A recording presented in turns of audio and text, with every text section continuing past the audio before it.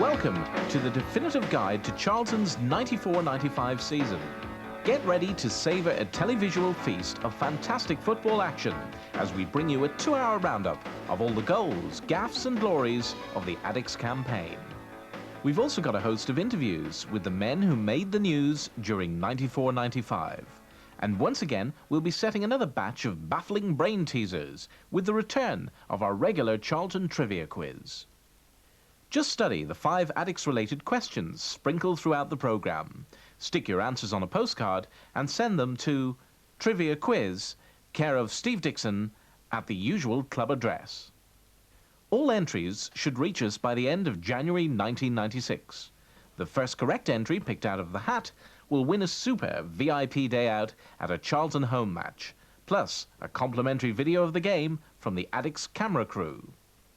The close season had seen the departure of long-time Charlton regulars Darren Pitcher and Scott Minto, with both players taking up the gauntlet of life in the Premiership to join Crystal Palace and Chelsea respectively. Meanwhile, joining the lineup of the Valley were former Palace striker David White, along with his Eagles teammate Paul Mortimer. 2 other new signings were goalies Micah Mann, on loan the previous season, and Andy Pedersen from Luton Town, joining the Addicks to consolidate the club's keeper quota. After the Addicks' disappointment at finishing middle of the table in 93-94, this season's campaign got off to a distinctly shaky start as Charlton played away to Oldham Athletic on the 13th of August. And it's still Nelson. Danger here for Oldham Athletic. 2 Charlton players in the middle. There's one of them. And there's Paul Mortimer. Or rather, David White it is. And Charlton are a goal to the good. Finds McCarthy. And Richardson. Barlow. Holden to his left. Oh, Barlow's got the return. That was a neat link-up.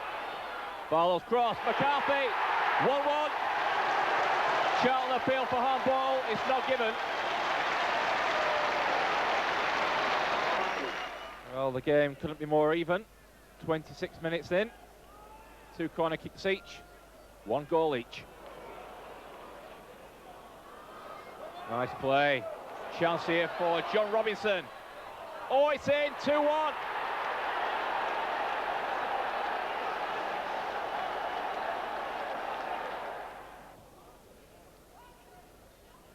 On by Mortimer. Alice touch. Now Richardson. Found by Kenny. Richardson again. 2-2.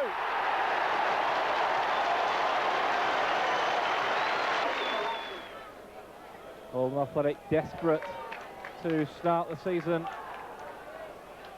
with a victory.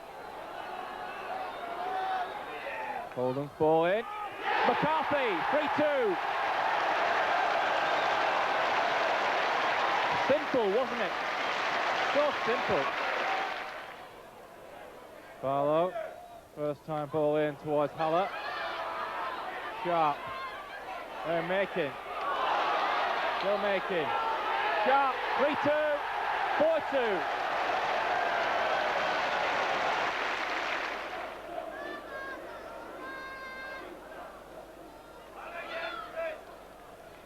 Richardson.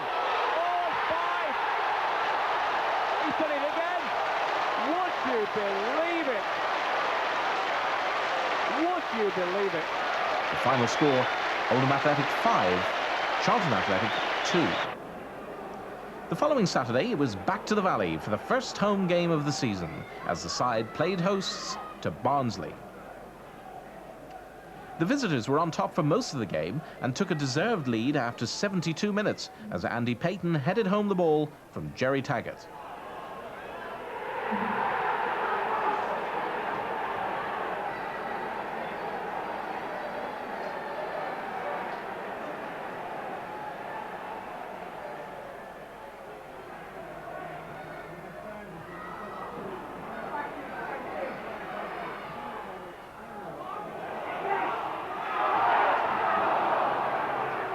However, the game turned into something of a nightmare for Tykes keeper David Watson as Paul Linger stepped up to take the corner.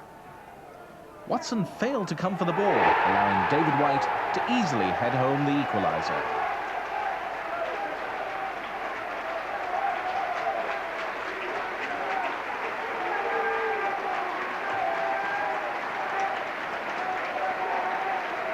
Well into injury time, Watson committed his second gaffe of the afternoon, failing to connect with Steve Brown's cross, to allow Phil Chappell to head into an open goal.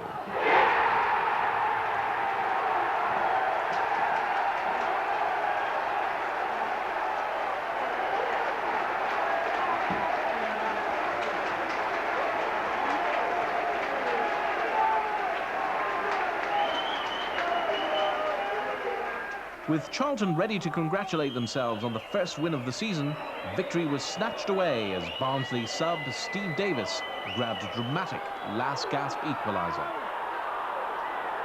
The score of the final whistle, Charlton Athletic 2, Barnsley 2.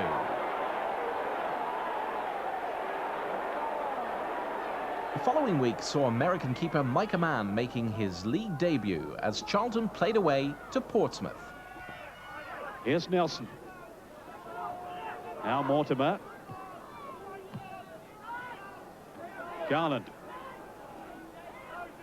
A player who possesses a powerful shot, Peter Garland. Here's McCleary. Now then for White. Got away from the tackle too. There's danger here. Robson at the far post, and it's McLaughlin who covered. Good defending then by the Irish international. Certainly Charlton looking to attack whenever they can, and the cross was just too deep then really for Robson. McCleary and Chappell have both come forward, Powell tracking back with them.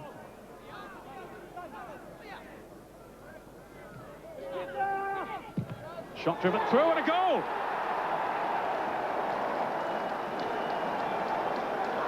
Gary Nelson for Charlton. Garland with the corner, and Pompey defenders failing to deal with it. Nelson's shot nestling into the corner. His first goal of the season, the top scorer in the last campaign with 15. Craney organising the kick there with Stimson. Simons has come up, and Dobson too.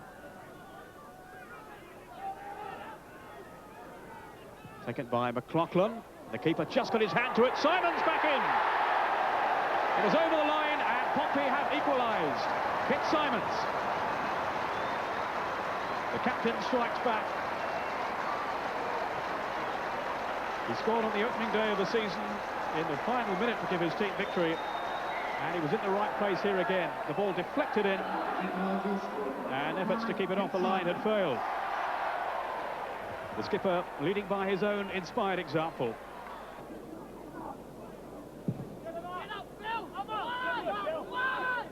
Really challenging. Did well to hold off Chappell then too. Neal now. McLaughlin's made another of those surging runs, hoping to benefit from the pass, and he should score here. Oh, for close! Well, he would certainly have fancied his chances then. The full-time score, Portsmouth 1, Charlton Athletic 1. The Addicts' next match was an evening game at home to Sheffield United on the 30th of August.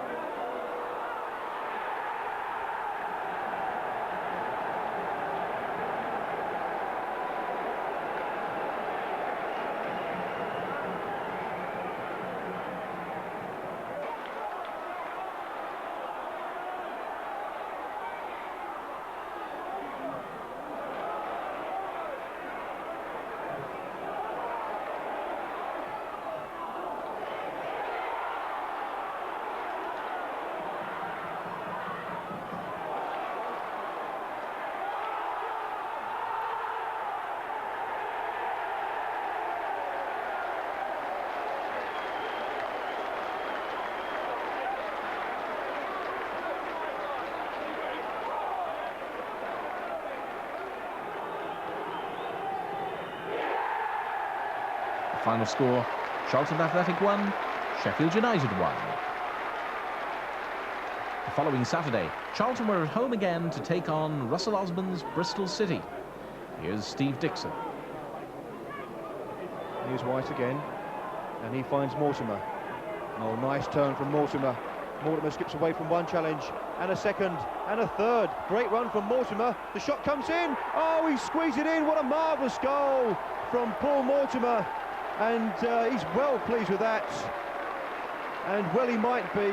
And that really did roll back the years for the Charlton fans at the Valley this afternoon. Paul Mortimer scoring the type of goal that he used to score for Charlton in the First Division days a few years ago. He drifted away from 1, 2, 3 challenges and then picked his spot past Keith Welsh from about 18, maybe 20 yards out. Charlton Athletic 1, Bristol City 0. Baird.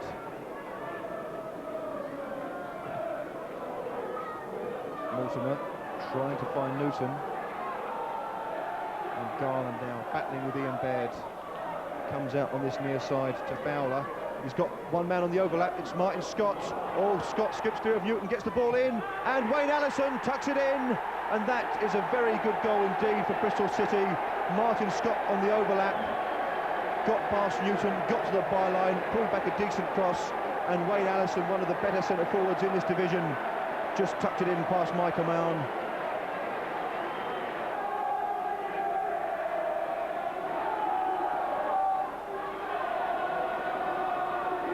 Robson into the corner for Charlton from his near side. And the chance now, oh, it's White, and there it is, it's 2-1 to Charlton. Alan McCleary won a vital header in front of Keith Welsh, and David White was there, right place, right time, 2-1 to Charlton. Robson it was who swung the cross in. Nelson got the header on the edge of the box, and it was Alan McCleary, the captain, who popped up there in the 6-yard box, beat Welsh, and White did the rest.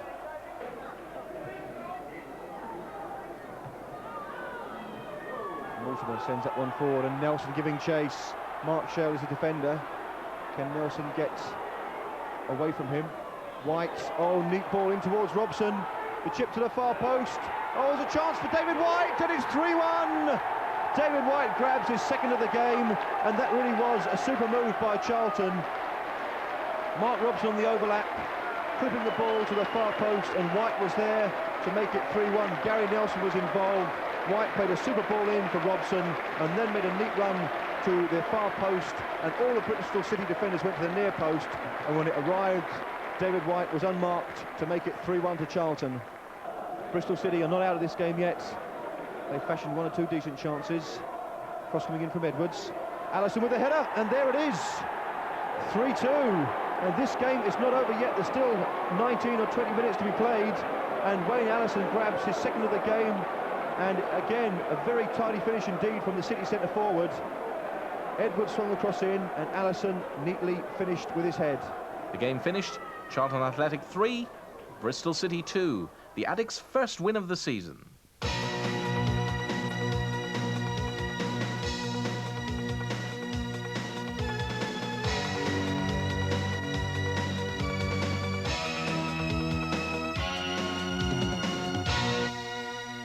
Next up on the fixture list was the away game with Grimsby on the 10th of September.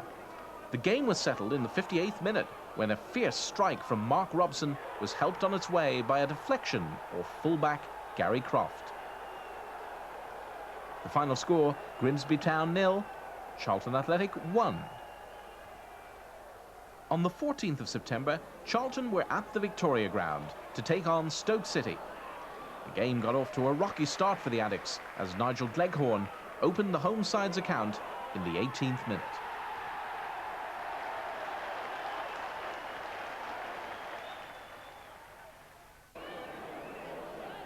Five minutes later, the Potters had widened the gap with Toddy Orlickson putting the ball past Micah Mann to bring the score to 2-0.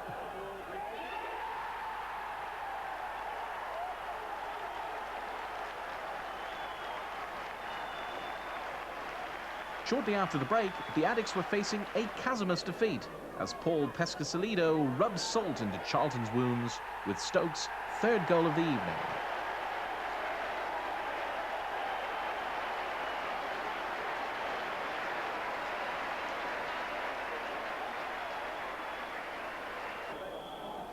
However, Charlton weren't going to let Stoke take the spoils that easily, as Gary Nelson sparked something of a revival with his 72nd minute effort.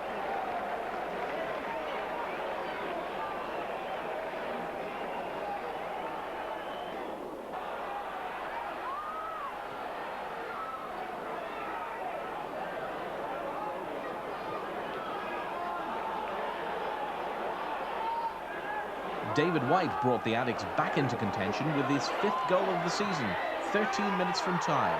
But it was too little, too late for Charlton. The game finished Stoke City 3, Charlton Athletic 2. The Addicks' first defeat in 6 games.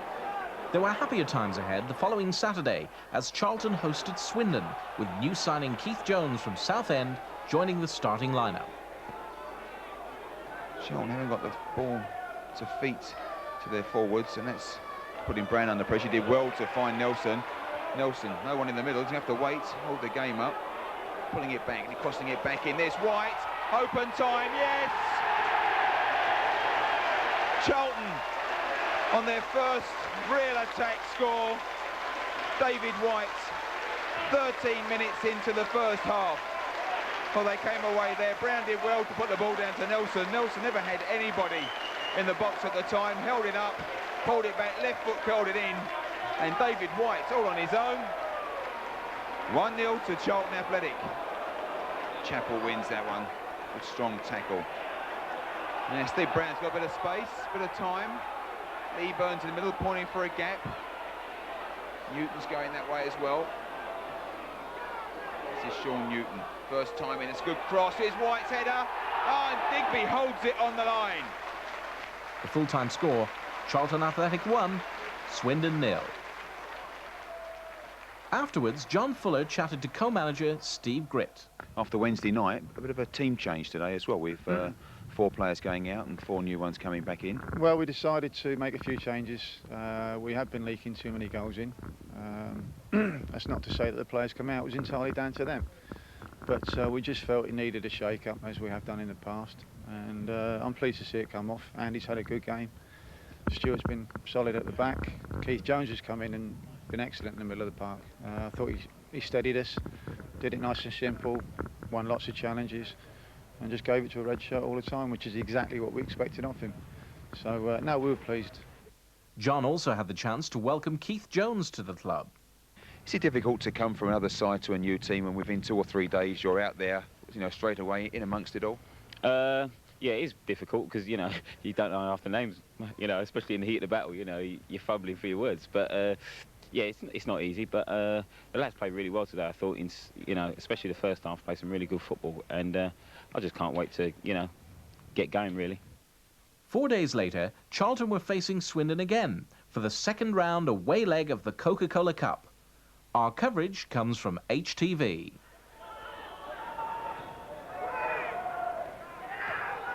Brown. Garland.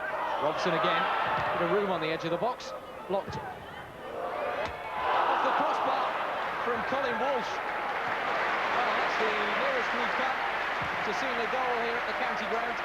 And that came from some 35 yards from Colin Walsh. Walsh.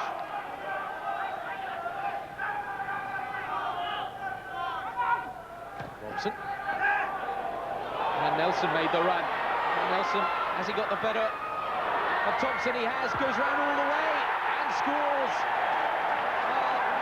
The man who used to play here at the county ground has come back to haunt Swindon Town. He got the better of Andy Thompson, floated over the top. He also got the better of Fraser Digby. And it's Gary Nelson who has put Charlton into the lead. A deep ball towards Fjortoft. Half-cleared, Farmer, that's O'Sullivan. Still, Swindon have possession. Nyholt. Scott. Oh, what a goal from Keith Scott. He turned so easily and just struck it into the corner, and Peterson can't believe it. Fjortoft screaming for it. Scott goes himself. Fjortoft! What a Good covering tackle from Steve Brown, or Fjortoft was in for his 6th of the season. Walsh, forward for White, just keeps it in play. He's pushed out wide. Now Robson again. Newton waiting in the middle. And this time Nelson can get round the back once more. Can he drag it across? And that looks like an own goal. It's Nelson again, but I'm sure that took a deflection of Thompson or one of the Swindon defenders. Barkley does well. Gets a low cross in, and eventually Charlton get it away again. And Nelson just pops a long ball forward to David White. He's got round Robinson. White! Oh, what a beautiful goal! It was really the classic counter-attack, Angus, wasn't it? A long, long ball. They just defended a corner. White got in front of his marker, Robinson, and great finish. Spurgeon started 15 yards from their own goal line. It's a good 60-yard through ball. White's very, very quick, gets into his stride, gets in front of his marker, Robinson, and that's a great finish, even though Digby did manage to get his fingertip to it. The game finished. Swindon Town 1, Charlton Athletic 3.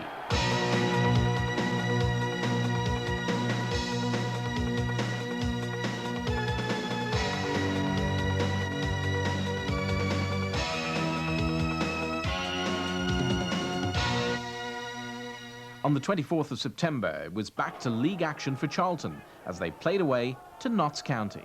County took the lead after just 12 minutes when an enormous long throw from Andy Legg reached Tony Agana, whose header hit the bar and bounced down over the line.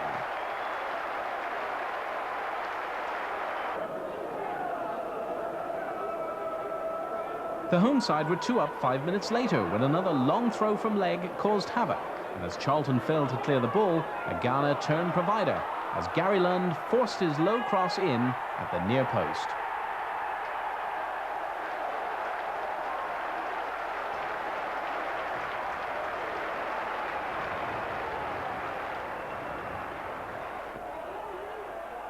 Prolific striker David White reduced the arrears midway through the first half. Steve Brown's deep cross to the far post found Gary Nelson, and he headed across goal for White to volley smartly past Steve Cherry for his 8th goal of the season. 10 minutes into the second half, Charlton were left with the proverbial mountain to climb after County restored their 2-goal lead. Addicks keeper Andy Pedersen completely missed the corner, and the ball struck Paul Sturgis and flew in for an embarrassing own goal. On 84 minutes, Mark Robson threaded a superb pass through the middle of the Magpies' back four, and Gary Nelson kept his cool to beat Cherry and make it 3-2. And just seconds later, a free kick from Robson caused the Notts defence to panic, and White flicked the ball on for Nelson to stab the ball home for his 2nd of the match and Charlton's equaliser. The final score, Notts County 3, Charlton Athletic 3. The following Tuesday, the next round of the Coca-Cola Cup seemed a racing certainty for Charlton as they hosted Swindon for the 2nd round home leg. Ochem, quick ball, finding space to Ling. Push back in, looking for Fortoff, looking for Scott, the 2 big men, and it's fell easily. It's there. The early goal, which Charlton didn't want, fell to the feet of Fortoff. It was Wayne O'Sullivan who pushed the ball forward. Charlton defence all at sea at one stage there. And Charlton just keeping it under control, playing ball to feet, trying to find some space. Peter Garland once again. Brown's coming forward, he's got Newton to his right. Brown right foot shot, it's bounced freely, here comes Newton White. Once again Brown, going over. Is it? Nelson was there. Hampered, I think, there by Sean Taylor.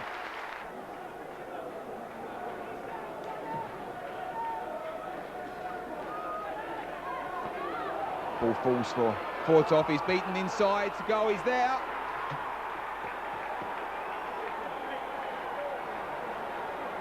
Bodie, left foot back towards the penalty spot. Thompson's up. Beauchamp not quite getting a hold of it. Still with Swindon, gone back out. Bodin's there. 4 top, here he is, and that's his hat-trick. Newton does well to find White. White's against O'Sullivan's being pushed. David White trying to create something. He finds Nelson. Nelson is down. Referee says play on. He turned.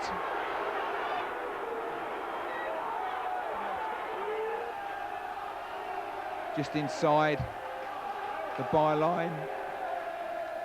Across it, left foot curled it in, up they get. Digby's there, he's dropped it, yes, White is there. White has scored. Digby's mistake fatally came, he dropped it. And David White has nipped in to score 3-1 now on the night to Swindon, aggregate 4-4. They get Grant away, but Grant's got Bowden with him. It's Balmer, he'll curl it in first time, he does. White's out, corner off the crossbar. And they're coming away through Beauchamp. He's got O'Sullivan to his right. Much is in the middle, and fought off. Beauchamp going all the way, likes the drive. Is it the post? Well, his drive from Beauchamp hit the post, came off at the back of Andy Pedersen's head and went in. The match ended Charlton Athletic 1, Swindon Town 4, with Swindon going through 5-4 on aggregate. There was happier news for Charlton on the 1st of October as they turned their attention back to the league for a home game with Watford. Oh, and Brown is in there, and Nelson has scored! Oh, it's a goal for Charlton. A fortuitous goal perhaps, but they all count. It was Steve Brown who drove the ball in from the right-hand side. The goalkeeper misjudged it badly, and it was Gary Nelson who picked the ball up as it bounced back off the post and headed it in for his 7th of the season. It's Charlton Athletic 1, Watford 0, and it's Gary Nelson who opens the scoring after 48 minutes here at the Valley this afternoon. Mark Robson and Colin Walsh are both over the ball. This, I'm sure, means that we're looking to swing the ball in left-footed away from the goal, and we're all in, with a chance for, good save, and that's going to be 2-0. It's going to be 2-0 for Charlton, and indeed it is Kim Grant. And after all those goals for the reserves, it's Kim Grant.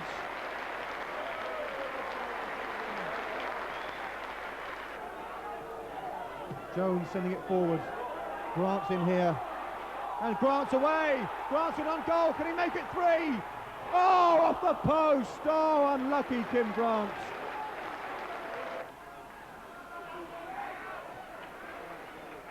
Chappell with the header. And this is Kim Grant now with plenty of space. Kim Grant now. White's made the run. David White. Oh, how about that? What an absolutely exhilarating goal from David White. It's his 10th of the season.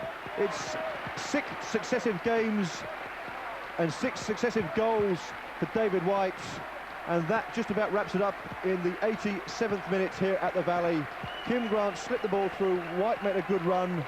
And from about 25 yards, that was an absolutely exquisite finish. The full-time score, Charlton Athletic 3, Watford 0. Afterwards, John Fuller caught up with goalscorer Gary Nelson. Gary, congratulations. 7 goals for the start of the season. That's doing very well. Yeah, I think it's probably the best start I've had. And the type of goal that I scored today is not a normal type of goal for me. I mean, the last few goals I've scored just lately have been in the 6-yard box, and I think before that's been a little bit of a problem. I don't probably score enough of that type of goal. And as a striker, you should probably get about 10 of those a season, within the 6-yard box. But it's not always been the strength of my game. It's a lot of time I'm making runs into the channels, and other people might have been benefiting from that. Charlton's next match was at home to First Division newcomers Reading on the 8th of October. Our coverage comes from Meridian TV. Shot driven through, and a goal from Osborne. Oh, magnificent strike. Well, it's his 4th goal this season, and they've all come from long range. Up comes the aerial bombardment of Chappell and Brown and Barber. Walsh with the corner. There's the header, and it's goal from Robson.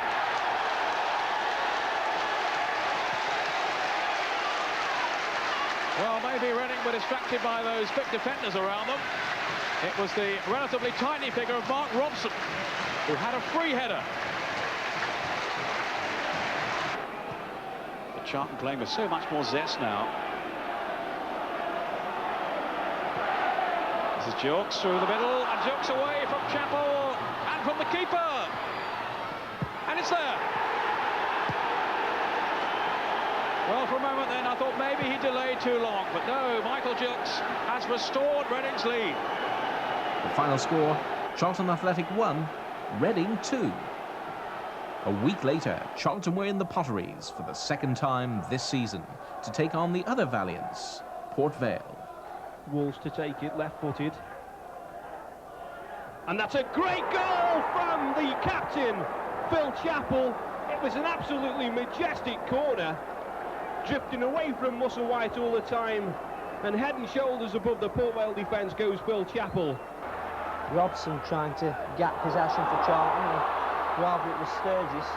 This is a nailer back to Van der Laan, looking for League Lover, but he couldn't get possession.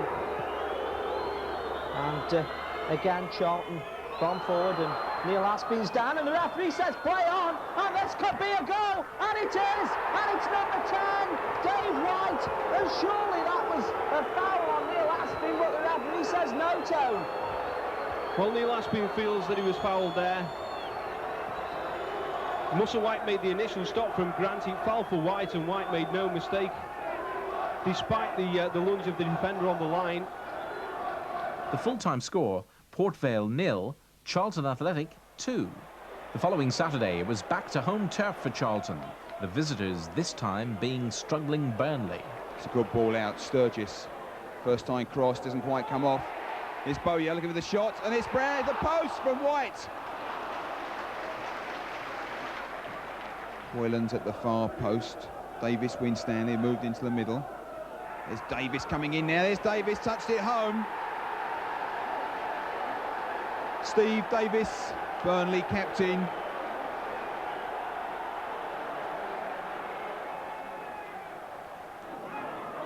Going to give it away to Grant. It's a good tackle. Battling back well, Burnley. There he goes forward. This is Robinson against the keeper. And they've scored. Phil Chappell was battling along there with Liam Robinson. Pedersen didn't come forward. And Robinson has made it 2-0.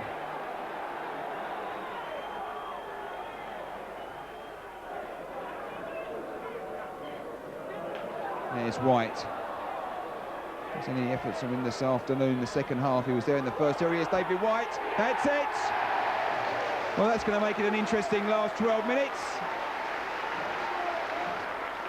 The score at the final whistle, Charlton Athletic 1, Burnley 2. Charlton's next opponents were Derby County for the away match at the baseball ground. Charlton took the lead in the 8th minute after a mistake by Derby defender Craig Short, allowing David White to set up Kim Grant.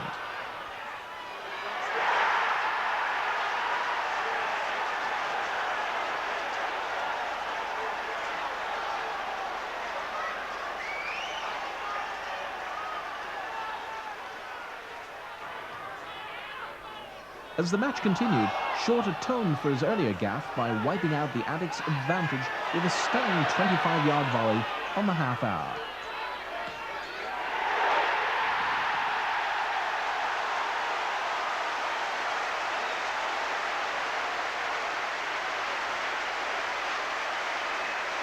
"15 minutes after the break, defeat seemed to be on the cards for Charlton as Tommy Johnson fired the home side into the lead.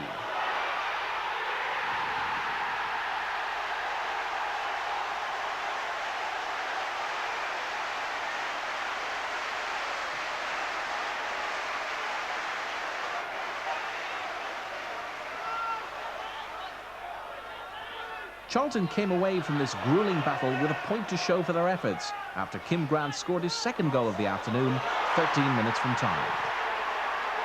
However, the match had taken its toll with Keith Jones and David White both put out of action with injuries.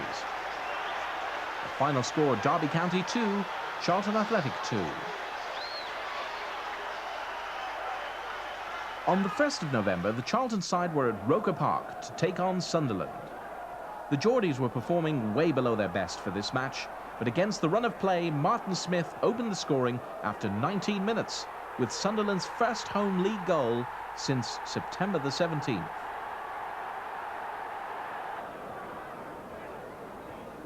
Charlton got the deserved equaliser 19 minutes from time after Richard Ord's failed clearance fell kindly for Kim Grant. Chamberlain managed to get a hand to the shot, but was unable to prevent the ball from running into the back of the net. The full-time score, Sunderland 1, Charlton Athletic 1. 4 days later, the Addicts returned to the Valley after 2 tough away draws to do battle with Bolton.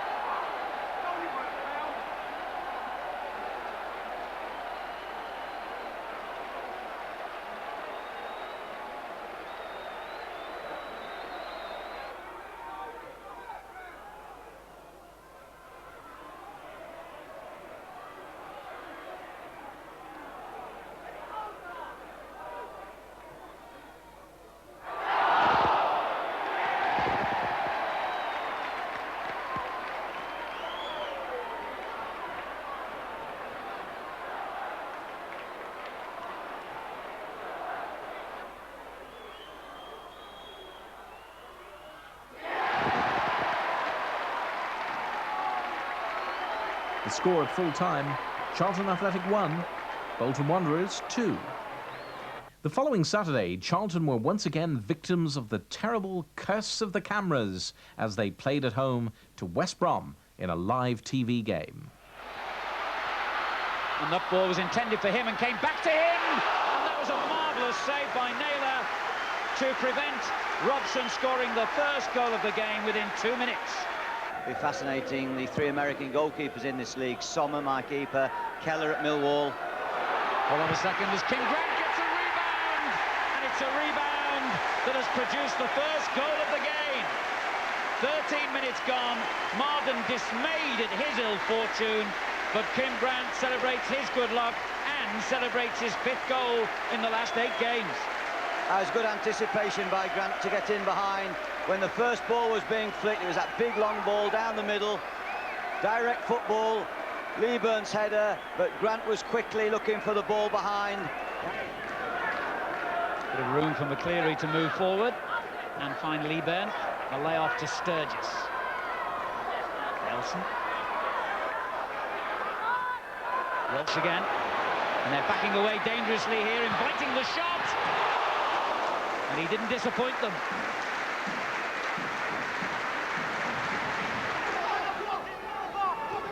There's McCleary. Leeburn climbing highest again, and it comes back to him. That was a good save again from Stuart Naylor to deny Carl Leeburn. He's playing really well at the moment, the West Brom goalkeeper. Phelan. It's a clumsy ball straight to Robson, who skips over the tackle and finds Leeburn. Grant in a good position, far edge of the box. He looked for him. Robson, 2-0. However, it's been ruled out because the linesman has flagged for offside, and even before he could enjoy his celebrations, Robson is disappointed. Heggs. Ashcroft. Good ball to Heggs. And a good cross. And there's the equaliser. And who else but Bob Taylor? West Brom have quickly conceded a corner, and Leeburn heads it just over.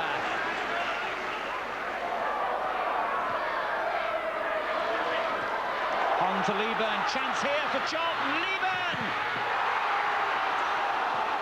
Well, it's all about positioning, isn't it? and Parsley took up the perfect position to get Lee Burns, it has to be said, rather tame effort away from his own goal line. The match finished.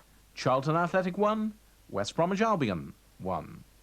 As the autumn continued, the Addicts seemed to be becoming score-draw specialists as they travelled to Tranmere on the 19th of November. Walsh now prepares to take this corner kick. Crosses now, left-footed. Brown gets the header on. And that's the first goal Charlton Athletic have scored. The goal scorer, Gary Nelson. After 45 minutes of the first half, Nelson, corner came in, flicked on by Brown, and Nelson was totally unmarked on that far post and just held the ball into the Tranmere goal. Eric Nixon was very upset with his defence then. It's Tranmere 0, Charlton 1. Bjorn out against McCleary, Nevin to Irons. Irons now surging forward. Finds Malkin. Can Malkin get the equaliser? Malkin has equalised for Tranmere Rovers after a surging rush from Kenny Irons. Literally went straight through the Charlton defence, played the ball to the left-hand side, and there he was, Chris Malkin. His first touch wasn't good, but he knocked the ball past Michael Mann. The full-time score, Tranmere Rovers 1, Charlton Athletic 1. The Addicts' woes deepened the following Saturday as they hosted Division 1 high flyers Middlesbrough. Wilkinson wins the ball in the air as he does so often for Middlesbrough. And a lovely layoff. And this is Hendry going in towards goal. Can he finish it? He certainly does. A great goal by Middlesbrough after just 4 minutes. But it's just typical of the way the Middlesbrough play. Wilkinson and Hendry have got this superb understanding. But when he's in this position, Hendry is quite brilliant.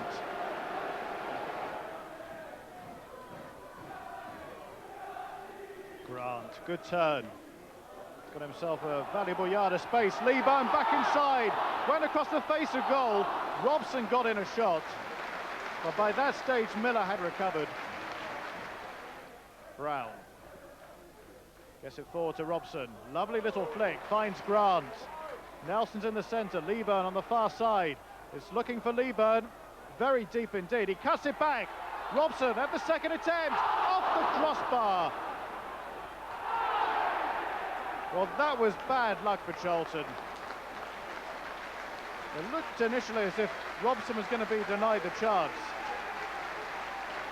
Lee Byrne causing the problems down the far side. First chance was blocked. Robson recovered. And from that angle he did very well. Was desperately unlucky not to score. Good play. This is dangerous again from Borough. It was well away by Lee Byrne. But it's still not cleared, and they pay the penalty. And Jamie Pollock scores only his second goal of the season for Middlesbrough to make it 2-0. With the Addicts now in 15th place with 23 points from 19 games played, the next match was an away game with Barnsley on the 10th of December. Barnsley went out in front after 26 minutes after a fluff clearance by Newton allowed Andy Liddell to set up Neil Redfern. A spirited second-half showing by Charlton failed to turn the tide of the game, and in the 81st minute, the Tykes had stretched their lead as Liddell clocked up Barnsley's second. However, there was some consolation for Charlton's travelling fans as Paul Mortimer fired home a sweet effort 7 minutes from time to leave the final score Barnsley 2, Charlton Athletic 1. On the 17th of December, Charlton were on home territory, seeking revenge against Oldham for their sound thrashing at the start of the season. Here's White, come across to this side, quickly closed down once again by 2 players. Oldham seem to always have this spare defender there. Whenever a Charlton shirt gets the ball, 2 men round him. Ritchie coming back with Sturgis. Good crossing, Jones is there, White's there, yes! David White has scored. Sturgis cross to the far post, Jones made a flick on, and David White is there to put the ball into the net. A couple of minutes short of 15 minutes into the second half.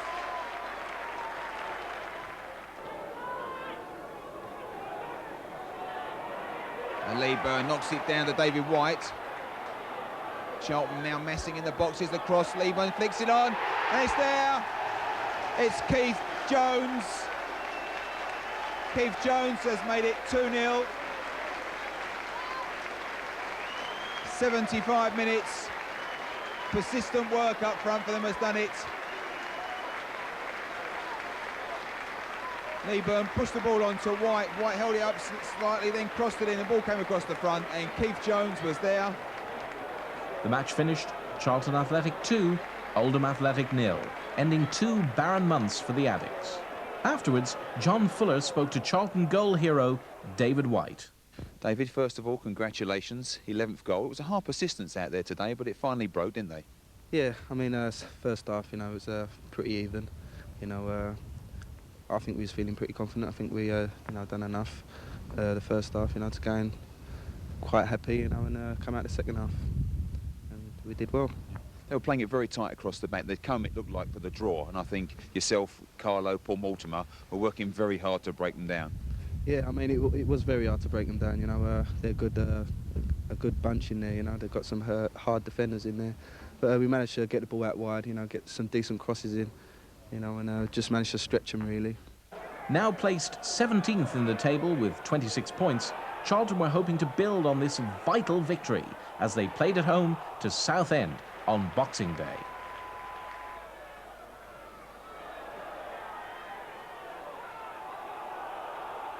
Charlton made heavy going of the first half and found themselves in arrears after 33 minutes when Richard Rufus pulled down Julian Hales in the area.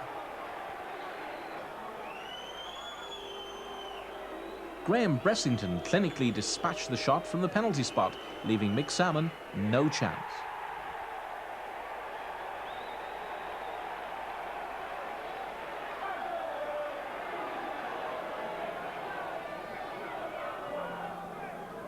However, the Addicts came back from the break thoroughly revitalised, and in the 50th minute, David White had wiped out the Shrimpers' lead with an impressive header, his 14th goal of the season.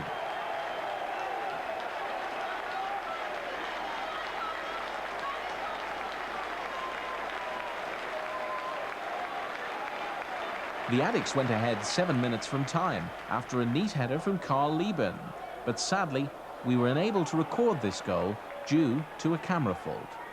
3 minutes later, lethal Leeburn sealed the game for the Addicts, notching up his second to secure a win that went a long way to easing Charlton's relegation fears. The final score, Charlton Athletic 3, Southend United 1. On the 28th of December, Charlton were at Molineux, facing fourth-placed Wolverhampton Wanderers. Charlton looked odds-on favourites to take an early lead after Mark Robson was held back in the box by Venus 2 minutes into the game. Steve Brown stepped up to take the kick from the spot, only to have his Christmas ruined by a fine save from keeper Paul Jones. A newly fit Steve Bull piled on the agony for the Addicts, grabbing his 10th goal of the season after 38 minutes. By half-time, Charlton's misery was complete after an attempted clearance by Phil Chappell hit the post and rebounded into the back of the net. The final score, Wolverhampton Wanderers 2, Charlton Athletic 0. The following Sunday, Charlton were ushering in the new year with a home tie against their arch-rivals Millwall. Charlton still pinning Millwall back. They've got a chance to break here. Here's Ray. He's got Mitchell to one side, looking for a drive. That's a great shot from Alex Ray. He's a good 10-15 yards outside the 18-yard box. Left foot drive, and it beat Mick Salmon's right hand into the goal.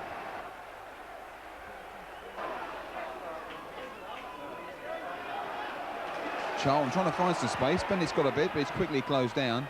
And the kick, and they're going to find Leeburn. Walsh looking to get through. And they're offside at the moment, Charlton. Ball breaks on the far side. Robson. He's got Bennett's gone inside him. Good deep crossing for Leeburn. There's a header there from John Robinson. Left open on the far post. In it goes for the equaliser. Just what Charlton was looking for at the start of the second half. Robson's cross came to the far post, and John Robinson heads it back down across. Keller got a hand to it, but only pushed it further up into the net. And just under 10 minutes of the second half gone, and Charlton have equalised.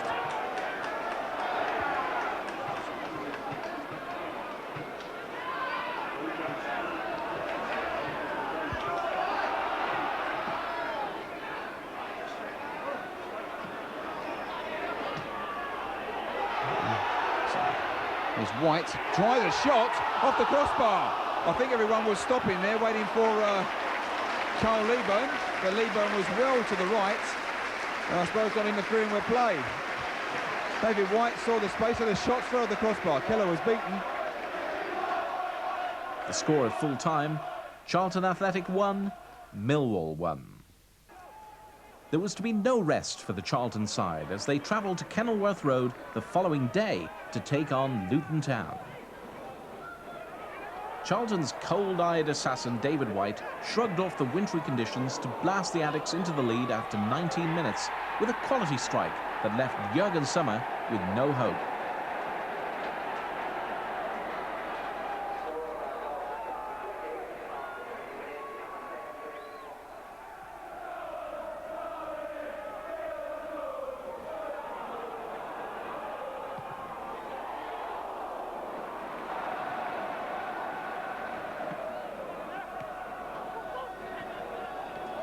Charlton were denied a more convincing win after Carl Leeburn's shot rebounded off the woodwork.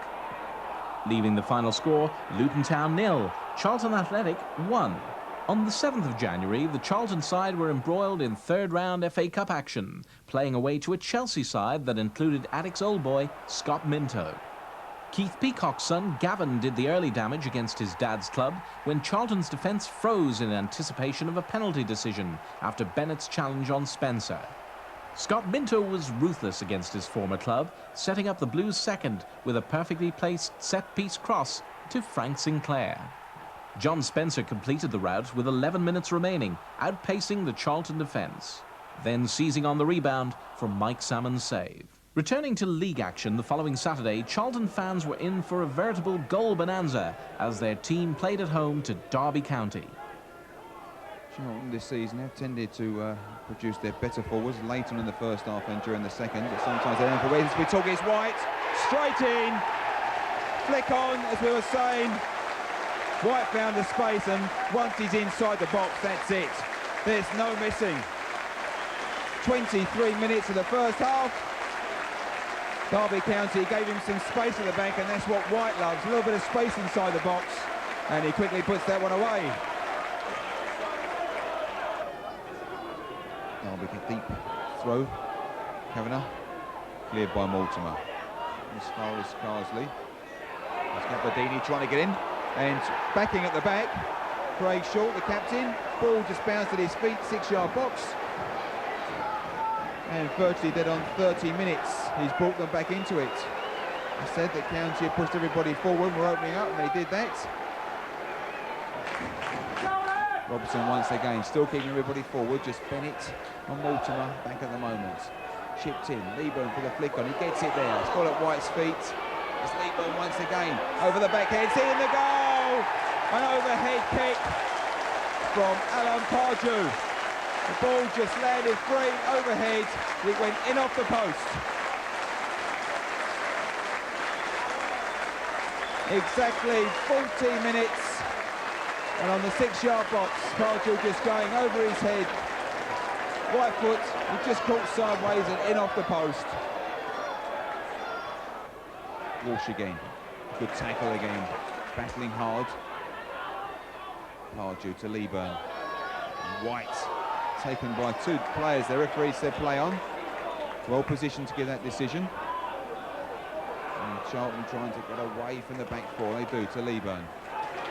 Bennett could be offside, he's onside, Bennett, referee's inside the box, Mickey Bennett for his first goal for Charlton, and it's saved by the keeper, Robson across, and he scores! Bennett really should have scored. Derby's back four stayed in line. They're going to play him offside. Mickey Bennett inside the box. I think everyone expected him to score. The keeper made a great save, Steve Sutton, and in stoppage time of the first half, Mark Robson just curls it in from the back post.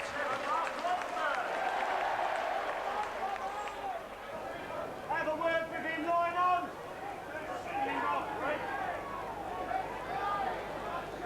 So Derby County got off a free kick, chipping into the box, in for Short, trying to nod it on Gabardini, and a very early reply.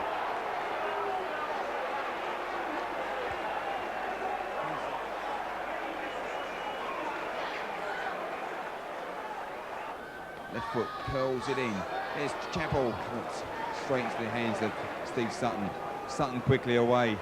Who's away with them at Stallard and Gabardini.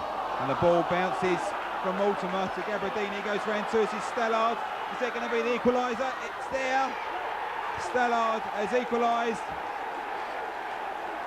With just 15 minutes to go, that's 3-all. Once again, Derby County just coming away quickly, looking for the two up front.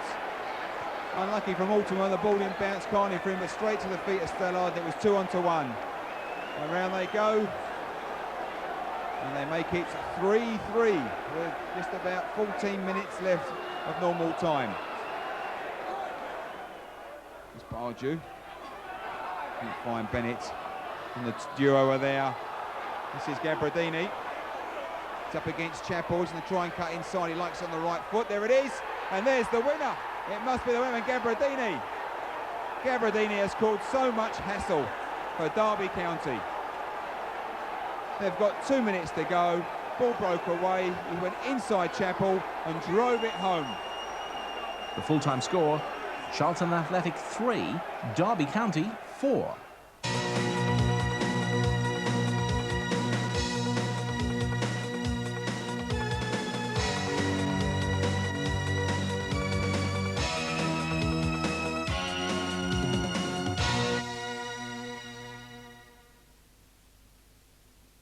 On the 21st of January, no less than 27 matches were called off due to torrential rain. The Addicks away game with Bolton was one of the few to go ahead, but Charlton fans were left wishing it too had been a victim of the weather.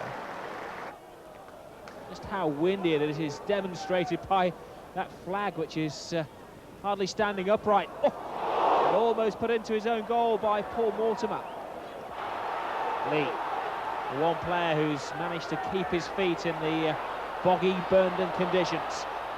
McGinley with him. Waits for support. This is Thompson.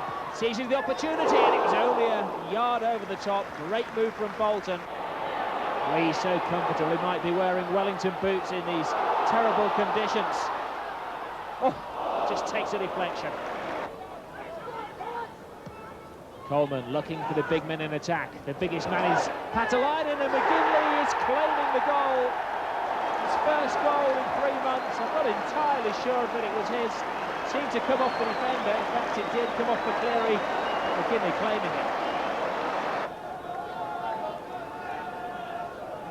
Turn from Bennett as well to keep the ball in play. Nelson with his back to goal. Where's this going to end up? In the back of the net. David White equalises for Charlton Athletic. Here again, the main outlet for the Bolton midfield. It goes Patalainen, and there goes McGinley. That's definitely his goal. Right on the stroke of half-time, a goal of style from John McGinley. McAteer laying the ball off on the halfway line to Schneekers. Now laid off back to McAteer, who started this move, and he finishes it. Jason McAteer puts Bolton Wanderers 3-1 up, and a beautiful goal at that. Thompson just steadying himself. The wind blowing in the faces of Bolton now. Headed down, the goalkeeper's lost it. Owen Coyle has only been on the field 2 minutes, gets his first telling touch, and it's Bolton's 4th goal. Green does well to keep the ball in play. Maybe he fancies a shot at goal. Try not to be greedy. Patalainen blocked. Coyle finds Thompson. Deflection and falls to Patalainen. That's fine. Mixu Patalainen, who hadn't scored in 6 games, is gifted a goal on the plate. 5-1, Bolton's best win of the season. After being badly beaten by Bolton, the Charlton side were in need of a morale boost as they played away to West Brom on the 5th of February.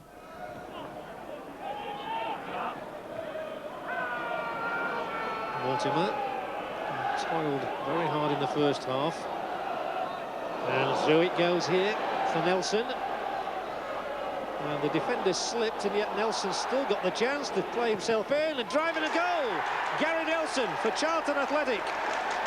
And Charlton get the lead that their footballers deserved with Gary Nelson's first goal since one against Tranmere back in November. The captain coming inside, couldn't quite hold it, greasy ball maybe, but he's done well in the first place, I feel, because that was clever. The dive in of the Millwall defender was rather silly, I felt, and then he's come across Raven and he's whacked that ball firm and fiercely, and Stuart Naylor couldn't hold on to that. And I think it's a just reward, really, for Charlton, who've been the more solid side and have passed it more sensibly and more effectively.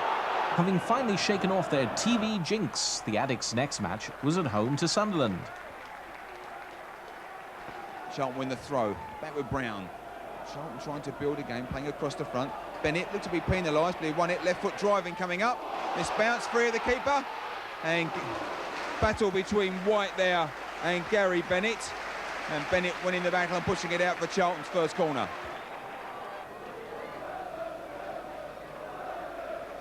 Jones. Let's go the other way. Pardew's there. It's a good ball from Pardew to Brown. Brown to go down the line. Gets the cross in. It's White. Yes, it's there. Cross from Brown. And David White leaning back, right foot drive. Ball going past the hand of Tony Norman. 12 minutes into the second half.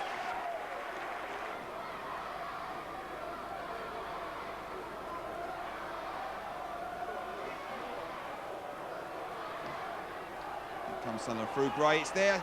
Great save from Salmon. Final score, Charlton Athletic 1, Sunderland 0. The Addicts' next outing was an away game with promotion hopefuls Middlesbrough on the 18th of February. It's White in that position now. All coming to help him. Robson's there if he needs. Nice little ball in from Robson to Blackmore, the old Manchester United combination, and there's the first goal! It's Uwe Fuchs. Middlesbrough lead Charlton by 1-0. The following Tuesday, Charlton were back at the Valley for an evening game with Tranmere. He's done well here. A little chip towards Gary Jones. A terrific bit of defending, though, by Steve Brown for Charlton. Morrissey and Jones so close to fashioning a goal there for Tranmere, who've been on their uppers for most of this second half. But now this is much more like it.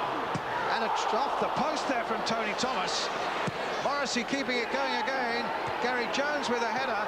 Can Nevin finish it off? He's trying very hard. He's keeping it in there. Still with Nevin. Still with Nevin. And in the end, he forces it home.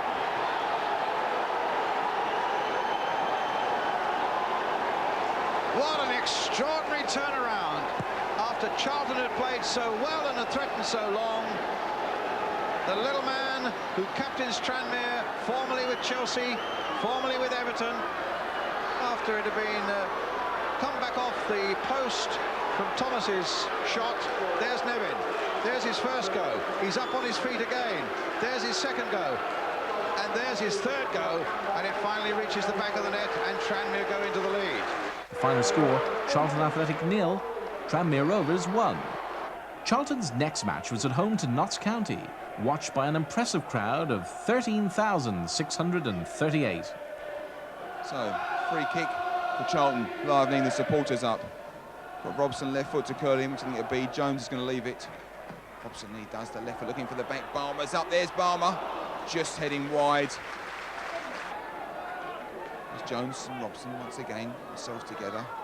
Two small but powerful and very skillful players. Robson's loves to cut inside, coming in from the right with his left foot.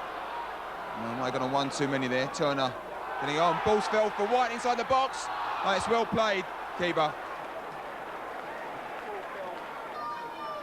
Inside. Jones come forward. He made some space.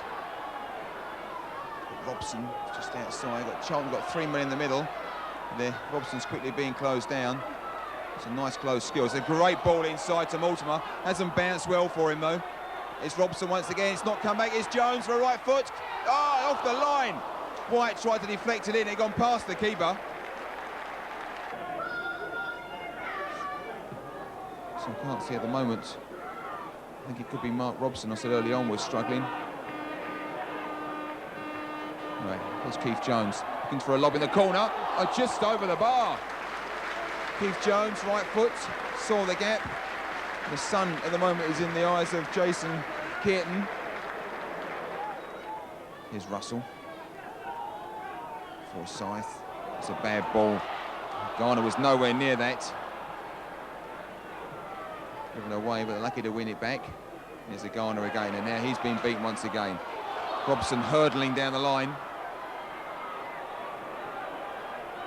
Brings it back to his left foot, his favourite side.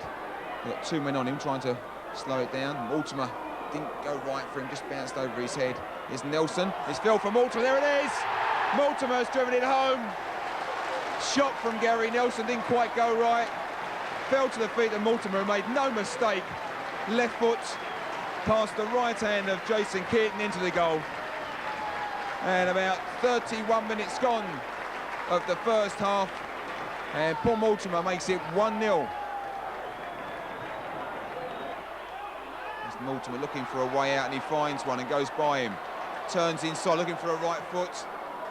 And I think County knew it was coming and cleared it. Still with Charlton, with Brown. Stuart Balmer. He finds a great ball through John Robinson inside the box. Here's David White, great save. Again from Jason Kearton. The full-time score, Charlton Athletic 1, Notts County 0. After the match, Paul Mortimer discussed his winning goal with John Fuller. They're my lucky team, Notts County. I think I've scored 5 in the last 3 games against them, so I felt, yet again I said to my wife, put some money on me, because I fancy my chances. I'd like to say you were 25 to 1 to score the opening goal. Yeah, I mean, I hear she only put £1 on me, so she was confident, yeah. You've been teeing yourself up quite a bit in the first half when you're lining yourself up, and it had to come from, you know, like Gary Nelson went for a shot, miscued, landed nicely at your feet, and it was just straight past Kirsten. I thought I played a good game up until then. Yeah, fair comment. To be honest, I haven't had my shooting boots on of late. I've been scuffing everything all over the place. I think that's because I've had time to think. This one's just turned up and I've hit it, and it's gone in the net, and I'm delighted with that. 3 days later, Charlton were at Ashton Gate to take on Joe Jordan's Bristol City. Firstly, Fleck put the ball through to Cool to fire home with half an hour of the game gone. City's second goal came after 60 minutes when Robert Fleck killed a long free kick and then went on to set up Brian Tinian.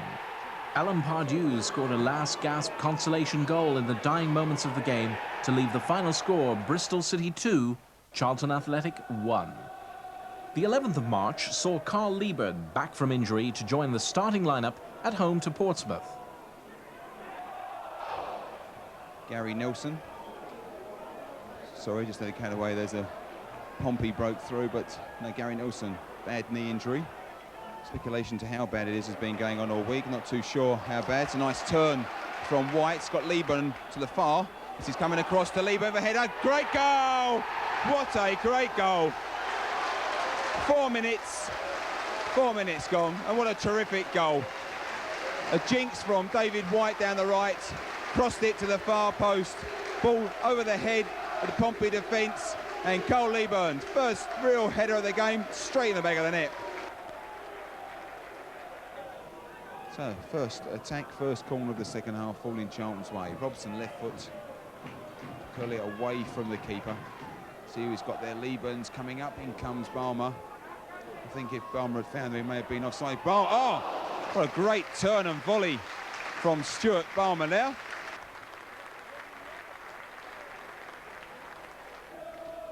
Charlton and Portsmouth both create space, but once the space is created, they fail to do anything else with it. It's Lieburn now. Gittins come across, found David White who's onside. Ball's bounced well for him. He just didn't quite get it there. Ball just didn't quite bounce right for David White. And it's Charlton's turn to turn the screws on Portsmouth. A second would help the situation. Lieburn's onside. Well played again by Knight. The final score, Charlton Athletic 1, Portsmouth 0.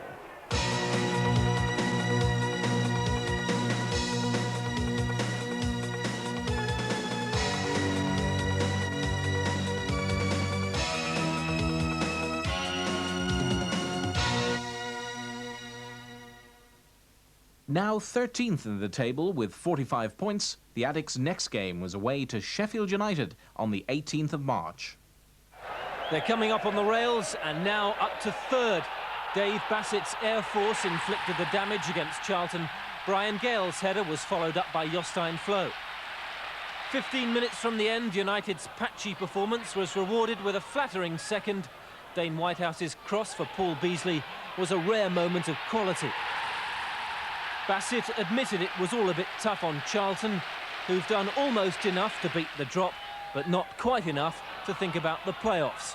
In the final minutes, Paul Mortimer crossed and Alan Pardew headed in. 2-1.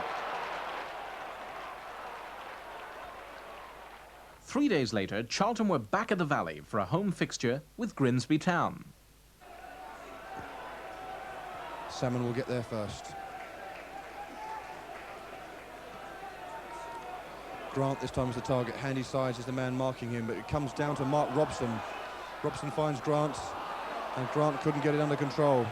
Brown with the challenge. It's fallen nicely now for Gary Childs, and now for Jim Dobbin. And Grimsby have a break on with Livingston on this near side of the field, and Gilbert on the overlap, and now Gilbert with the chance to get the ball across deep towards the far post. Mortimer's there. Oh, a fine goal. An absolutely splendid goal by Gary Childs on the volley.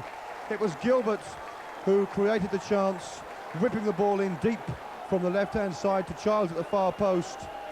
And Charlton find themselves a goal behind on 16 minutes here at the Valley. A very well-worked goal by Grimsby Town indeed. Gilbert with the cross, Childs with a splendid finish. It's Charlton Athletic 0, Grimsby Town 1. Pardew trying to get in, Brown trying to get in, and still Charlton can't win the ball. This time at last, Livingston is tackled by Richard Rufus, who finds Leeburn. Now Jones, and now Grant. Now can Grant get the ball across, because Leeburn's making tracks in the middle. This is for Leeburn. Oh, unlucky Carl Leeburn.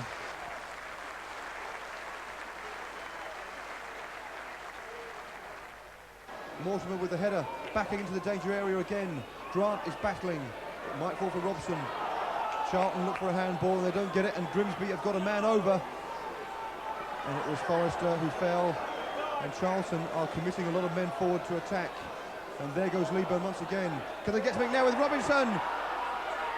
Yes, it's there, it's John Robinson! It's the equalising goal, and John Robinson makes up for that miss at the end of the game at Bramall Lane on Saturday with an excellently taken goal on the turn, and Charlton have the goal their efforts have deserved from this first 45 minutes. Mortimer with the long ball forward. Leeburn again was in there. This time it fell to Robinson, and this time the shot was true and into the corner, and that will in fact be the last kick of this first half, and Charlton finish it on a high. What can Charlton conjure up with just 5 minutes remaining?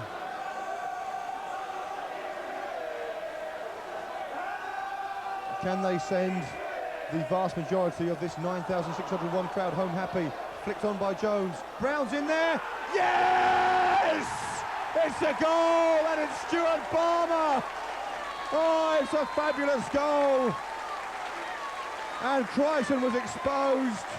And it's Stuart Balmer with his first goal of the season.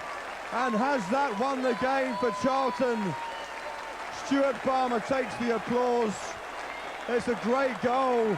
It wasn't a particularly good ball knocked in by Mortimer, but Jones got a crucial touch. None of the Grimsby players attacked the ball, and Stuart Balmer was there to plant the header past Crichton, and Charlton lead 2-1 with 4 minutes to go.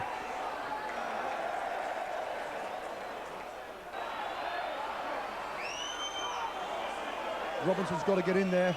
Now Rufus has got to win the header. Jones gets it forward. That's where the Charlton fans want to see the ball, and Leeburn's giving chase. And Leeburn's got in front. Leeburn with a chance. Oh, it's so close from Carl Leeburn. The match ended in an important victory for the Addicts, with the final score, Charlton Athletic 2, Grimsby Town 1. Afterwards, John Fuller caught up with Stuart Balmer. I suppose one could say it's about time the luck went our way and the 3 points came our way after recent performances. Yeah, we've been playing reasonably well, haven't we? I think tonight we didn't play too well, but we got the goals, We didn't play too well. We got the points, so it's the main thing really, we got the points, but, you know. Over the last few weeks, we've had lots of possession, lots of going forward and failed to score, and it seemed to go that same way tonight. But right near the end, 85th minute, you bounced up. I think a lot changed the last kick of the first half when John Robinson scored. And clubs had a go at us Saturday for not getting in the box against Sheffield United. So I took a chance and it paid off, so I'm quite happy. On the 25th of March, the Charlton side was struggling against extremely blustery conditions as they played away to relegation-threatened Swindon Town. The final score, Swindon Town 0, Charlton Athletic 1. April Fool's Day saw Charlton fans having to suffer a dreary draw as the Addicts played at home to Stoke. Branson is stopping. It's good chipping by Keith Jones. Only gone as far as John Robinson. Robinson's got Mortimer going wide. Lots of space and time to cross, which he does. Brings it back. And it's well cleared once again by Overson. Still a shot coming in. Oh, it's dropped out. Could be Grant. And well saved the keeper. Shot from John Robinson. Sinclair made a save. It was a good save.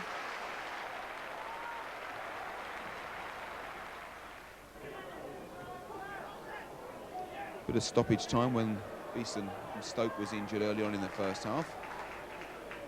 It's the only time we've had the physios on. Robson trying to tap it back in to Brown. Didn't make it, but Jones has made that. Here's Brown again. Leeburn. Far side to John Robinson inside. A great save from Sinclair again.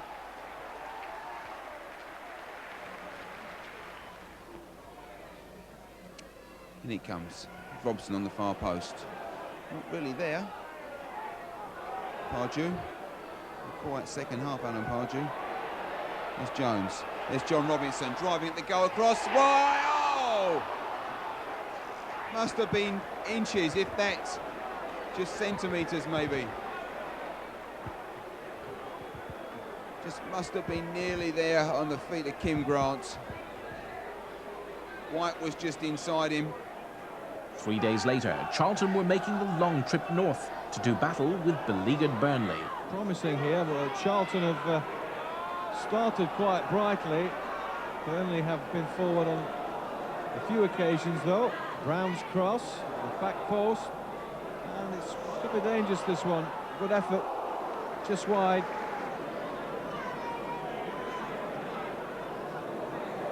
Parkinson. Ayres header. A goal! David Ayres! What a goal! Terrific header. Ayres absolutely delighted that he's got one with his head.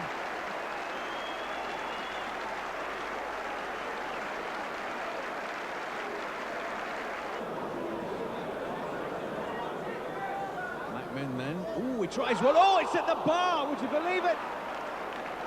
A rocket from the Tin Man. In different parts of the game, and it's been a handful for the Charlton back four. Low on that time, but caught the Alvin Ted. Oh, how unlucky can you get? Burnley still have a chance here with Vinicum. He set this attack up. Robinson, a good header. Now Shaw. Yes, that is number 2. And Paul Shaw puts Burnley into a 2-0 lead. Tremendous.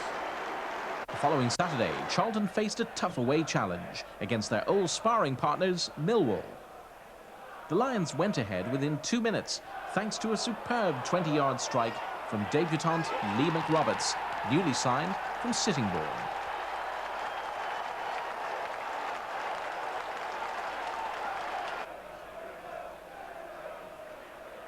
Charlton pulled the game back to 1 apiece in the 9th minute when Stuart Barmer headed home Paul Mortimer's corner.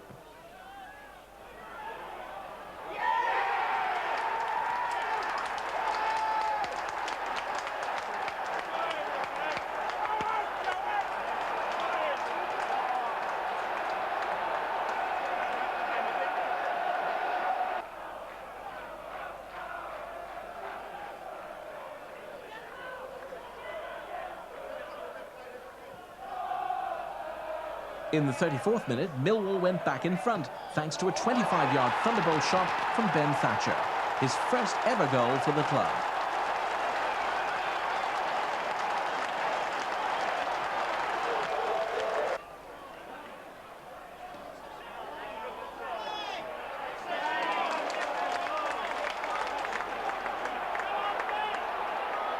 Lions veteran Kerry Dixon completed the scoring in the 50th minute, finding the back of Pedersen's net to leave the final score Millwall 3, Charlton Athletic 1.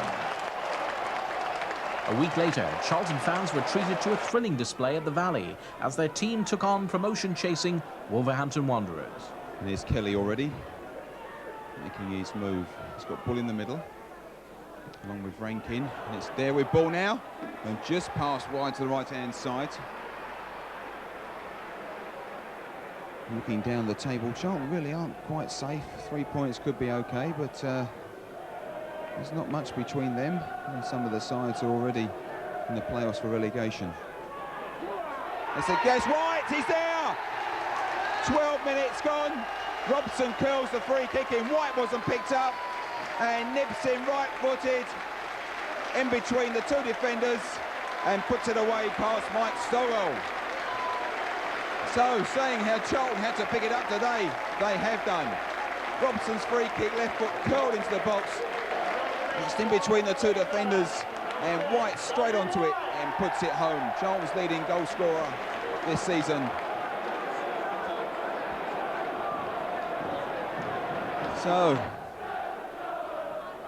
in the last 5-10 minutes, they've had the pressure, Charlton. After that early shot and goal from Bull, Charlton picked it up and straight away back with Walsh. Left foot to Tinga, great drive! Oh, and it's hit the top of the crossbar. Colin Walsh, we're used to that left foot. He's scored some great goals with that left foot. And there he is straight away. Good 5 yards outside the box, driven. Left foot and caught the top of the crossbar. It's deep into Wolves territory. Here's Robson. Nice early jink and beating the defence early on. He's round again. All across, nearly found Leeburn. Here's Brown pushing it back deep. Walsh was at the far post. Richards was just there. Here's Walsh in with that left foot. That's 3 shots from Colin Walsh in the last 10 minutes. Really keeping the Wolves keeper on his toes.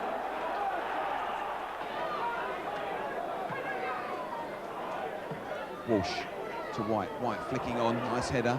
And no Charlton player behind the back. There's Walsh once again. There's Leeburn, chest it. Nicely turned inside to Walsh. Here's Pardew. Pardew trying to right foot. Oh, would have been a great shot. Tried to curl it top left-hand corner of the keeper. Counts, left foot, right foot with the freak, with the corner. Sorry. Curling it in. Keeper's come, hasn't made it. Oh, and straight at him. Richards, I said earlier, the height, tall man. Aman had come, and Richards' header was driven virtually straight at him. Did well to hang on to that. An important throw to Charlton, deep in Wolves' high. A nice turn again from Walsh. Likes the left foot curl. Pulls it back. Baltimore curling it in. There's Leeburn flicking it on. And again Leeburn. The keeper's out of his space. And Mike Stowell had come to pick that up and didn't make it. And Leeburn's header just went behind, but there was 2 Wolves defenders on the line. It's their 5th of this half. And once again, Cowns goes across to take it. And Wolves fill the box with their men. Coming up, it's clear. Richards was getting in the air. Didn't quite get in there from Rankin. It's gone across to Cowans. Wolves have stayed forward. Up they go. There's a goal. It's Bull. Bull has scored. Steve Bull. It just really came off his head. It wasn't a great header going forward, but he got up, aimed it at the goal, and it looped over the head of Mike Aman. As I said, in the dying minutes, just 2 minutes to go of the first half. I'll make that 45 minutes, so we're in stoppage time. Robson's going to curl it into the box, and he does. It's flicked on, it's White! And White's header straight in the hands of Mike Stowell.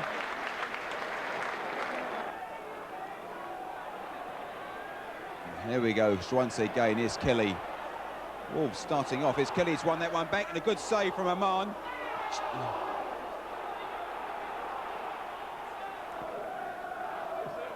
Curling up to the back. Goes Balmer. There's Mortimer. Left foot straight across. Oh, keeper was down well. So, the height of Dean Richards, the fullback, is going to help out in the central defence. There's Leeburn. There's Venus. Robson. Robson again.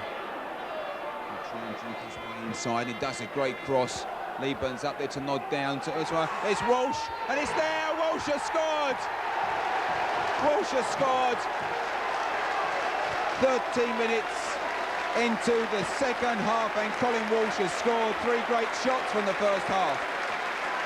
The ball pushed about. Leeburn heads it down to Mortimer. Mortimer just pushed it wide to Colin Walsh, who came by and drove it past the keeper. So once again, as the first half, Wolves had the early attack. Charlton came back. Can't take your eyes away at the moment. Seems to end-to-end stuff. It's a good header from Balmer. Here's Mortimer breaking through. 1-2 players. It's getting into the shot, and it's there! What a great goal from Paul Mortimer! What a great goal! He broke through from midfield. Just went inside 3 Wolves players who didn't tackle him, and a right foot shot which went past the keeper into the far post. We said early on he scored one like that earlier this season, and here he is putting another one in. About 18 minutes into the second half, and Charlton make it 3-1. Great goal from Paul Mortimer. Here's Goodman. Goodman's got some space. Rufus, he's gone past Rufus. He's also gone past one. A great save from the keeper. And once again, from the floor, Stuart Balmer clears. But Goodman did well there. Robson's cut inside, gone inside Cowans. Tip to the far post. Balmer's there. Should have called really. Oh, Pardew trying to get on the act. But it's fell to Cowans. And now to Richards. Great tackle from Leeburn. And Charlton are thriving on these 3 goals. And here's White. Oh, it's just gone past the post.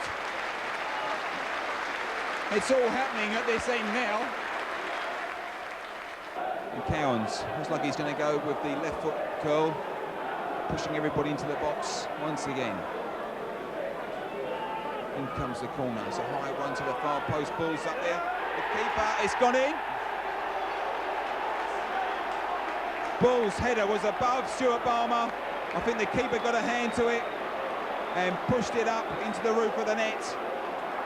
So Wolves, as we said, you just won't lie down, have scored. All Wolves at the moment, and they're trying their best to get these corners to go. It's a quick one to Rankin, driven in, and they're up there. Oh! Flying header from Bull. Keeper was there though, and Steve Bull and Brown are a bit of trouble there. Oh! There's a punch came in there from Brian Law, and the referee saw it all. And Charlton will keep the same format, just push 3 players into the box. And they've got 3 outside for the late attack.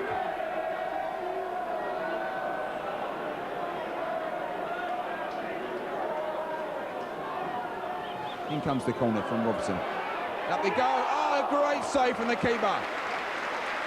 Stuart Balmer's header saved well by the keeper. Balmer, who scored 2 in the last 4 weeks, trying to get himself on the score sheet once again. Brown pulling it back in. Leeburn's on the far side, but the keeper is in attention and keeps it. But a poor kick from the keeper, and it's a good shot over the head. It's going to go in. Oh! Robson saw the keeper out. It was a missed kick. I think the keeper felt that Leeburn was the jump in his way, and Leeburn didn't, and he miskicked it. Robson saw him off the line and just tried to chip it over the top, and it just went past the post. That's 5 minutes of stoppage time, and the referee starting and stopping his watch as time goes on. He's making sure that every second is played here. There's the kick. Leeburn's up. This could be the whistle. Yes, there it is, the final whistle. Charlton Athletic 3, Wolverhampton Wanderers 2. A great match, and I think as things went on really on the first half, Charlton deserved to take the 3 points. A great game this afternoon. The final score, Charlton Athletic 3, Wolverhampton Wanderers 2. Afterwards, John Fuller spoke to a highly delighted Alan Kirbishley. We spent many games down here having near on 80 minutes of the game and not getting much out of it. Today, the goal attempts were tremendous. Walsh's goal, besides that, he had 3 great shots. We nearly picked one up from Robson. It was a great determination effort to make sure we scored goals today, wasn't it? Yeah, I think that they've been criticised for not shooting, and it hasn't been for the want of asking and trying and training. They do it all the time in training. But when you come out on the pitch on a Saturday, it's up to the individual. Now, I think Colin Walsh set the standard today. The first couple of chances he had, he hit shots. And then, you know, I think their keeper, to be fair, made more saves than Mikey Mann, although they had more goal-mouth, like skirmishes or whatever. But I think that he made some great saves still and probably kept them in a game at some stages. But no, I was pleased with that. I was pleased with people getting forward. 2 midfield players have scored, which is something we've been missing all season. Wolves boss Graham Taylor also paid tribute to Charlton's performance. Graham, Wolves away from home, certainly not a dull proposition, is it? No, it's not. But we keep giving ourselves these mountains to climb, and we've climbed most of them. But against Charlton, it was too much for us.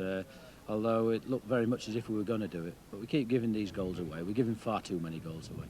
Alan said he'd seen you at Luton, he'd seen you at Derby, and he thought they needed a 4th.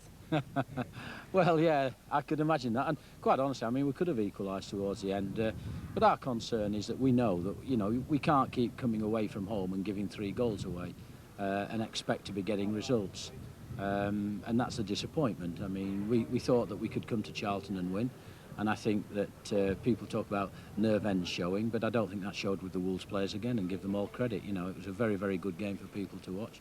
And obviously the majority of people going home today will be pleased because the majority will be Charlton supporters.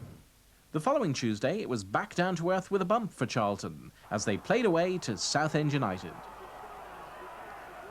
For the first hour or so, Charlton appeared to be in control of the game and took the lead shortly after the interval when David White's chip found the back of the net.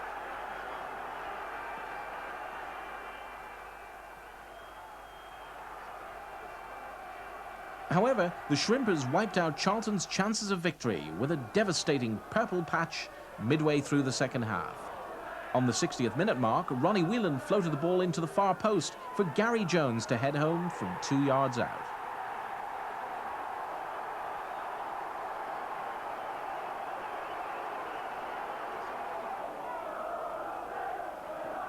Two minutes later, Steve Tilson grabbed the winner with an unstoppable close-range shot. The full-time score, Southend United 2, Charlton Athletic 1. On the 22nd of April, Charlton returned to the Valley for a home game with David Pleat's Luton Town. Getting away now, Luton through Precy. Pushed it wide, here's Taylor. Taylor can go wide again if he wants. It's wasted, touched the keeper's hands. And this could be a red card, I think, if he's going to talk to Steve Brown. I think he is. Brown's already had a bookable offence, so he's off. And yes, he is. Well, I find that quite amazing, really.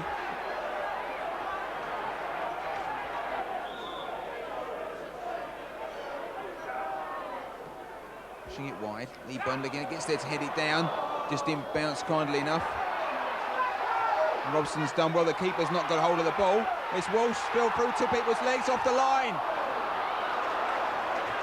And a bit lucky to escape there, Luton. Just rolls straight to Stewart. Here's Walsh. Robson. Robson are there, breaking space. Jones, he's got Walsh to his right, just cuts inside two, still got Walsh and he finds him. Walsh cutting it inside to Robson. As well to hold off Peake and turns Peake well, look at the left foot, it's David White, goal! They did well, Charlton. First real time they've found the ball to feet. Nice bit of play. Jones to Walsh. Walsh chipped it inside to Robson. Robson turned Peake, cut the ball across the floor to David White. Doesn't miss from there and drives it home.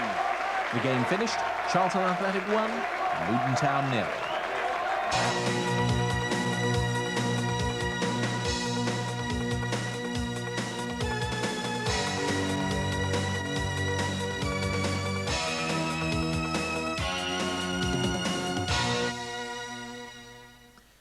On Monday, the 24th of April, there was a night of high emotion at the Valley when Sheffield Wednesday provided the opposition for a thrilling benefit match for former Addicks keeper Bob Boulder.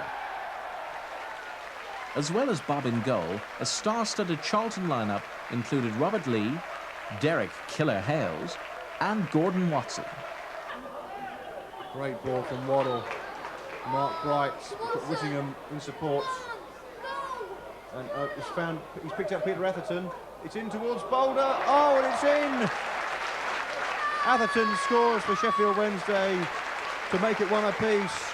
And I think Roger Milford is asking him, did you actually mean that?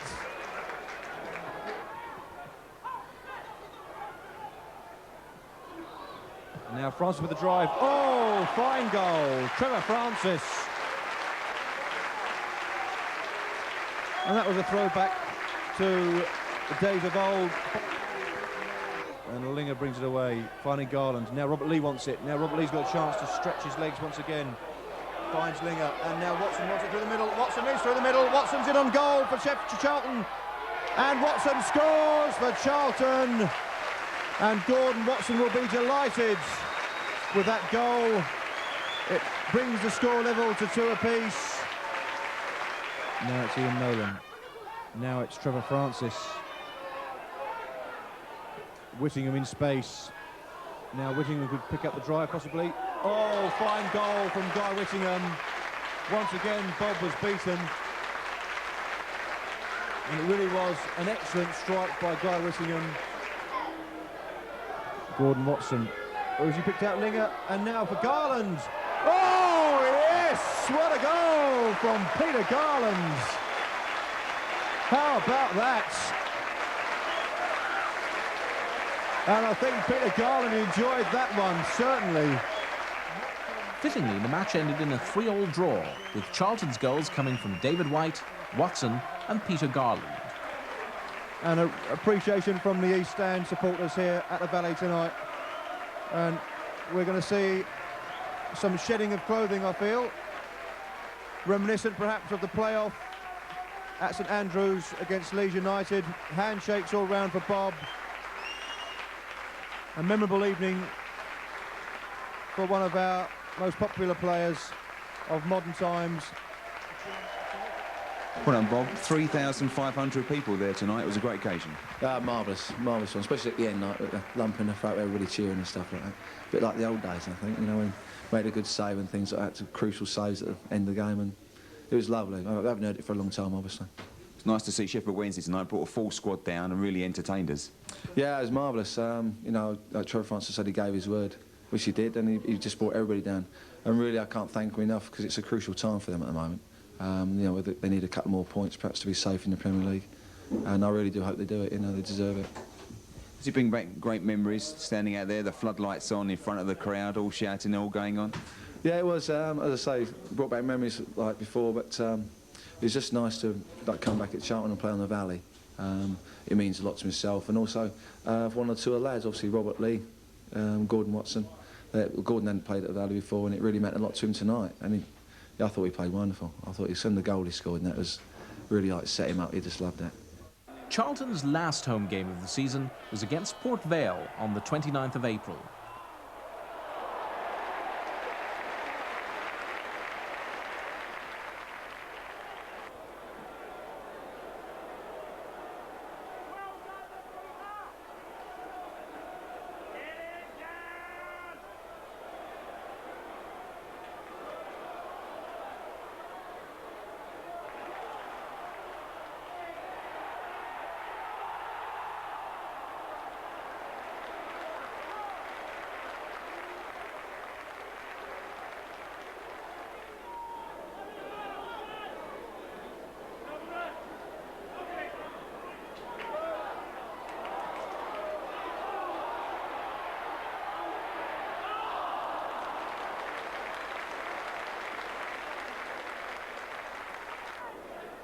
The Addicks dominated the game from the outset, but Vale took a shock lead in the 33rd minute when Martin Foyle put the visitors ahead.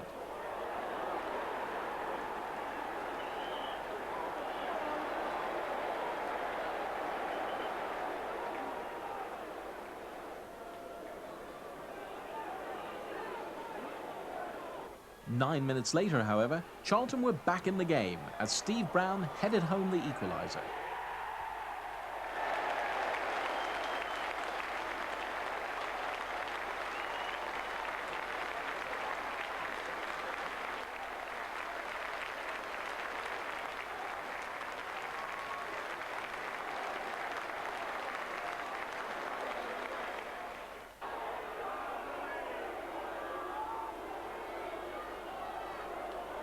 Sadly, in a result that summed up the Addicks' season, a string of Charlton chances were kept out by rookie Vale keeper Arjan van Hoesten to leave the final score at 1 apiece.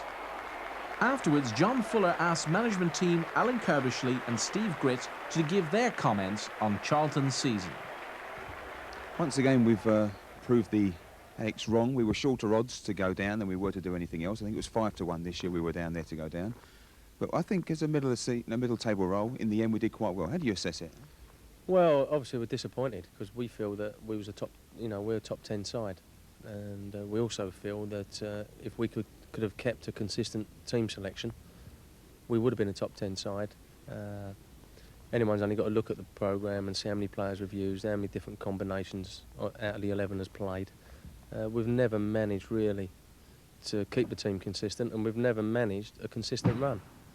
So perhaps where we've ended up is perhaps right, but we'll be looking next year to get off to another decent start, like we have done in the previous years, but also hoping to be injury-free, I think. Slight blick in the home record at one stage just after Christmas, Steve, but otherwise the home form was good. Yeah, I mean, the first 2 months of the season, I think we lost something like 4 games in our first 10 and we only won 3. But since we actually lost to Middlesbrough in the beginning, around about the middle of November, we've only lost 2 games at home. I think we've won, 9, drawn 3 and lost 2, which is the sort of home form. You like to win all your home games, but if you're not losing many, if any, at home, then that's the sort of home form you've got to be looking for. John also chatted to this season's Player of the Year, Richard Rufus. Richard, first of all, congratulations. First real full season in the first team, and you're the Charlton Supporters Player of the Year. Yeah, no, quite shocked really. Just got in a team, because I was in the reserve start of the season from about October, got in the first team, and now look, got Player of the Year, and you never know what could happen. Since you settled in October with Stuart Balmer, you've come along together quite well. Oh yeah, he's definitely more experienced than me. Of course, he's older than me, and he's been helping me a lot through the games, talking to me, telling me what not to do, what to do, and he's been very helpful. The Tuesday after, Charlton were playing a rescheduled match against Watford at Vicarage Road.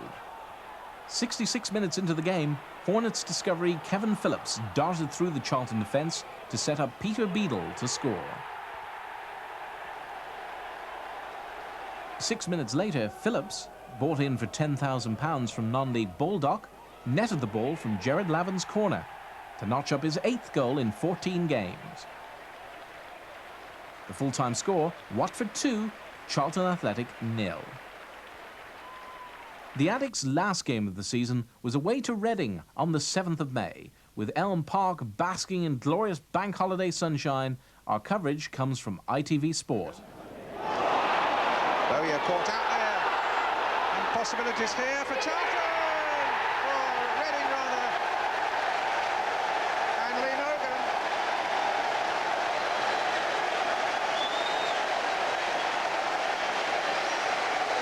Well, a great break, and a super goal. Number 7, Art Robson. Here's David White. And the break is on the far side with Lee Bowyer. Cross coming in, Lee Byrne! Oh, an excellent save by Hislop. A really first-class save, but a very good strike too by Carl Lee Byrne. And Sean Newton getting that away. Stuart Lovell again with a header. Once again, Newton gets it away. Taylor to Andy Manal. That's a good cross coming in. The crossbar, and eventually they get it away. Lee Nogan almost on target again. Played wide again for Nogan. Gooding, a little chip by him. Lovell's shot, well saved.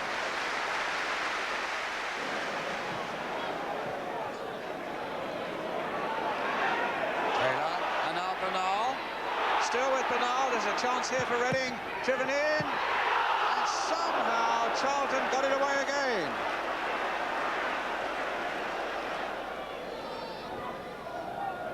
Newton.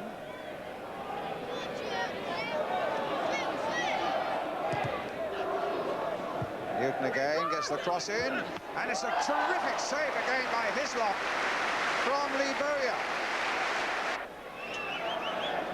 Mark Robson with that kick. Mickey Bennett up in there. Carl Lieben up in there. Just Lieben who got the header. And Chandler, would you believe it, on his debut, celebrating his 19th birthday yesterday, has nodded the equaliser for Charlton.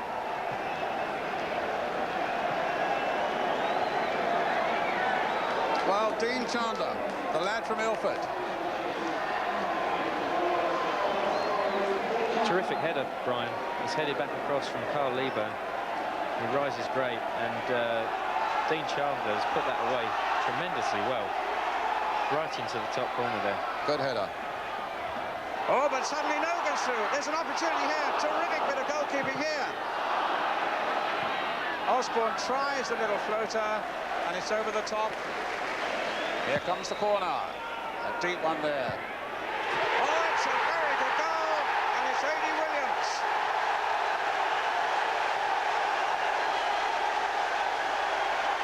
Some of the nutters are on the field, unfortunately, but they'll soon be chased off. Well, it was a soaring defender's header. The score at the final whistle, Reading 2, Charlton Athletic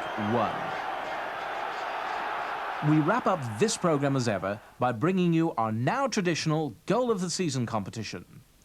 All you have to do to be in with a chance of winning a great prize is to pick out your favourite goals from the following selection of admirable Addicks efforts.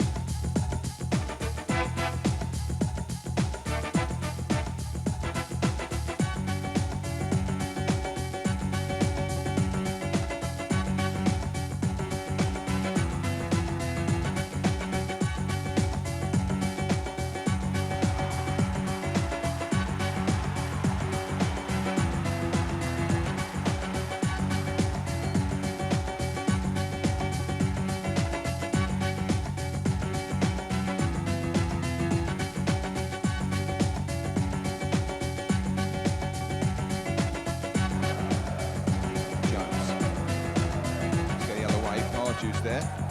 It's a good ball from Pardew to Brown. Brown's going down the line. Gets the cross in. It's White. Yes, it's there.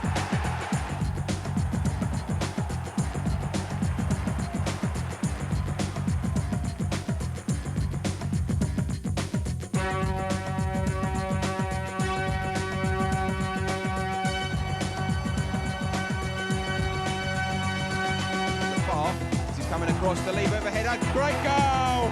What a great goal!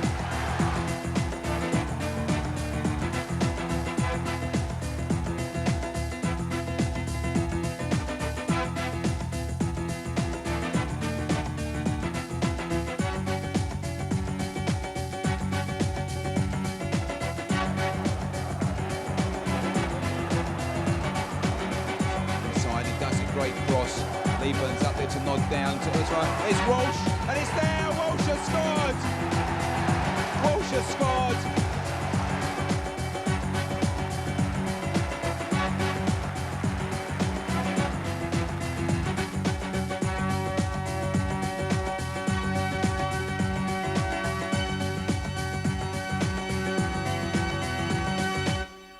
Just write your top 3 goals in order of preference and send your choice on a postcard to Goals Competition, care of Steve Dixon at the Valley.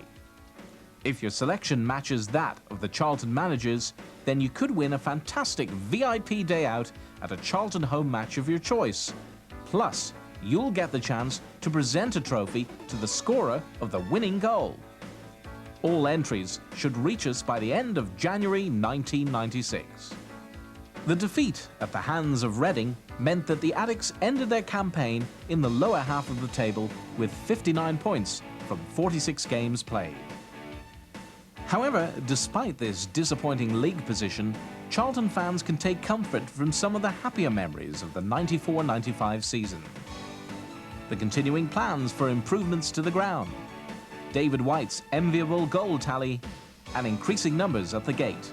In particular, Addicts should be cheered by the outstanding success of the Charlton reserve squad this season, who not only lifted the Kent Senior Cup, but also exceeded all expectations with an impressive showing in the Avon Insurance League. Let's hope that next season some of the reserve's good fortune will rub off onto the first team, and that the Addicts will emerge as strong contenders for a coveted place in the Premiership. Once again, our cameras will be at every Charlton game, so be sure to watch out for future Charlton video programmes in the club shop. Until next season, have a good summer, and farewell from all of us on the programme.